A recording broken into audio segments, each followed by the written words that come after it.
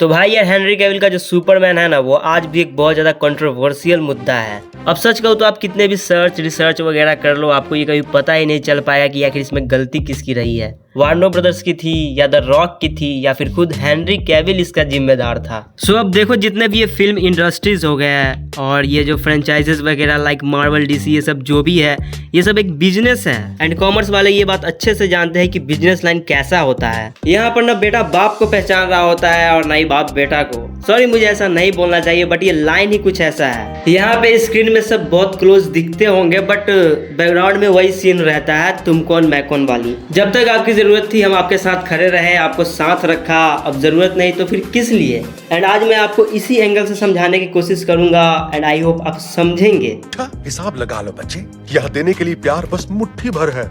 अब देखो मैं कोई एक्सपर्ट नहीं हूँ बट अगर आप हेनरी कैविल की चैप्टर उठाकर देखोगे जो भी उनकी डीसी लाइफ रही है और यहाँ पर जो भी सीन्स हुए हैं उनके साथ, उसे देखकर कोई भी आम इंसान जैसे आप या मैं बस यही बोलोगे कि हाँ गलत हुआ है, 100% गलत हुआ है यार। बट वो आपकी और मेरे नजरों में है। तुम नहीं समझोगे क्योंकि तुम बिजनेस स्कूल नहीं गए हो। ठीक है तो चलो हम लोग स्टार्ट करते हैं अपने कैवलरीन के डीसी जर्नी से। तो हेनरी कैविल ने अपने डीसी जर्नी की शुरुआत 2013 मैन ऑफ स्टील से करी थी, जहां पर इस फिल्म की बजट $225 मिलियन रखी गई थी बट बाद में थोड़े एड्स वगैरह के साथ इस फिल्म की टोटल बजट वही $375 मिलियन तक चली गई थी।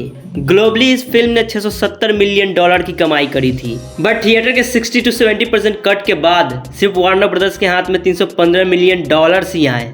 टोटल यहाँ पे वार्नर ब्रदर्स को $60 मिलियन का नुकसान हुआ था। अब बात करें इस फिल्म को तो ग्लोबली काफ़ी लोगों ने इसे पसंद करा बट वहीं पर इसे बहुत ज़्यादा हेट भी देखने को मिला, जहाँ पर 40% ऑडियंस ने जो कि सुपरमैन के डाई हार्ट फैन थे और जिन्होंने कॉमिक को बहुत अच्छे से पढ़ा और सुपरमैन को समझा है, उनके लिए ये फिल्म काफ़ी ज़्यादा डार्क रही। लाइक सुपरमैन के हाथों जनरल जॉर्ड का खून और सुपरमैन का इतना ज़्यादा होपलेस और मिच्योर दिखना, क्योंकि सुपरमैन खुद एक होप का साइन है जिससे बच्चे भी रिलेट कर पाते हैं। बट अगर मैं अपना ऑनेस्ट ओपिनियन दूं तो जैक स्नाइडर ने बहुत रियलिटी के साथ सुपरमैन को प्रेजेंट करने की कोशिश करा है। और वहीं अगर बात करें उस $16 मिलियन लॉस की तो बाद में डीवीडी और होम इंटरटेनमेंट के बाद फिल्म ने 260 मिलियन से भी ज्यादा का कलेक्शन करके दिया, जिसके बाद फिल्म की टोटल अर्निंग 800-900 या फिर सीधा कहूँ तो $1 बिलियन हो गई। सो द नो डाउट कि वार्नर ब्रदर्स ने इस फिल्म से बहुत अच्छी अर्निंग करी है। अब बात करें हेनरी कैविल की तो थोड़े से क्रिटिसिज्म के बाद भी हेनरी ने जैक के विजन को पूरा सपोर्ट किया, लेकिन real problem Batman versus Superman से शुरू हुआ, जहां पर फिर से वही डार्क टोन एंड बैटमैन का नो की रूल तोड़ दिया गया, जिसके बाद बैटमैन फैंस भड़क गए क्योंकि बैटमैन जैसे जस्टिस के पुजारी को इतना ब्रूटल दिखाना यह सच में टू मच था। सच कहूँ तो बैटमैन वर्सेस सुपरमैन ही स्नाइडरवर्स के डूबने का सबसे बड़ा कारण बनी। हालांकि इन मिक्स ओपिनियन के बीच भी सिनेमा लवर को यह बैन एफ्लिक का बैटमैन काफी ज्यादा पसंद आया। देन फिर आता है जस्टिस लीग और जस्टिस लीग ने तो पूरे स्नाइडर वर्स का ही कबाड़ा कर दिया। हुआ यूं कि जैक किसी पर्सनल मैटर में पड़ गए और इधर स्टूडियो ने इतने सारे लोगों को एक ही फिल्म पर लगा दिया कि पूरे फिल्म का बैंड बज गया। खराब सीजीआई से हेनरी की मूछें हटाने से लेकर सुपरमैन के कंफ्यूज कैरेक्टर तक कैविल का सुपरमैन बर्बाद कर दिया गया। इस भारी क्रिटिसिज्म के बाद हेनरी कैविल अपनी सुपरमैन करियर को लेकर थोड़ा सीरियस हो गए।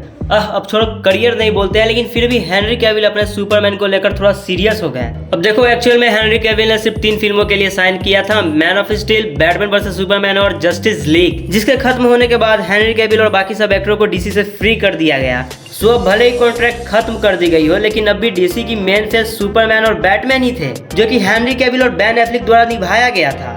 एंड जब शेज़ाम फिल्म में सुपरमैन को सुपर कैमियो के लिए चुना गया तो हेनरी कैविल ने इस चीज़ से साफ मना कर दिया।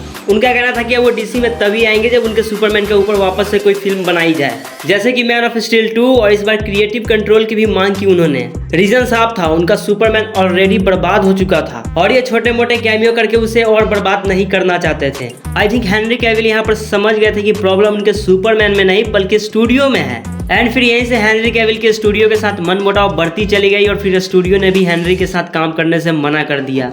देखो हेनरी कैविल एक कॉमिक बुक लवर हैं और उन्होंने द विचर्स जैसे बुक को भी पढ़ रखा है, जिसके बाद उनके गेराल्ट के रोल को आप देख ही सकते हैं। और रही बात उनके शो को छोड़ने की, तो वहां पर भी कुछ ऐसा ही रीजन निकलकर सामने आया था, जैसे कि मेकर्स की मनमानी और पूरे के पूरे शो को बदल कर रख देना, जहां पर वो समझ गए थे कि उनका सुपरमैन तो बर्बाद हो ही गया है और वो अपने गेराल्ट को भी बर्बाद करके रख लेंगे। बट जब इसी बीच डीसी स्टूडियो ने हेनरी कैविल के सुपरमैन को द ब्लैक एडम में कैमियो का ऑफर किया, तो काफी फैंस को ऐसा लगने लगा कि उन्होंने सुपरमैन के रोल के लिए द विचर शो को छोड़ा है। बट असल में ये एक ट्रैप था, जहां पर हेनरी कैविल को भी ऐसा लगा कि शायद स्टूडियो ने उनकी शर्त को मान लिया है। बिना किसी प्रॉपर पेपर वर्क के उन्होंने द ब्लैक एडम में कैमियो करा, वो भी द रॉक के फोर्स पर। बट फिल्म के फ्लॉप होने पर स्टूडियो ने दोनों को बाहर का रास्ता दिखा दिया। तो कहीं ना कहीं एक्टरों की भी कुछ मनमानियां होती है और स्टूडियो की भी कुछ गलतियां। तो ठीक है, वीडियो को यहीं पे खत्म करते हैं, क्योंकि मैं भी इन सबसे थोड़ा बोर हो गया हूँ।